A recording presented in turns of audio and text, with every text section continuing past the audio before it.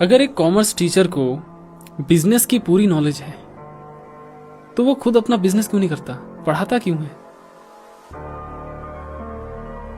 सोचने वाली बात नहीं है। जब लॉकडाउन लगा था तब जितने भी होमलेस लोग थे वो सारे गए कहाँ थे?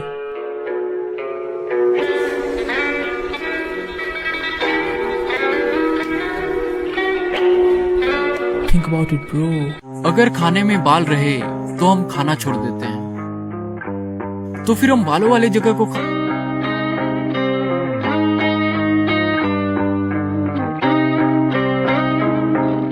अगर सूरज का टेम्परेचर 6000 डिग्री सेल्सियस है, इट मीन्स ये हमारे धरती में मौजूद किसी भी चीज को मेल्ट कर सकती है। एंड हमारे अर्थ के कोर का टेम्परेचर भी सूरज के सिमिलर ही है, तो फिर अर्थ खुद को क्यों नहीं मेल्ट कर पा रहा?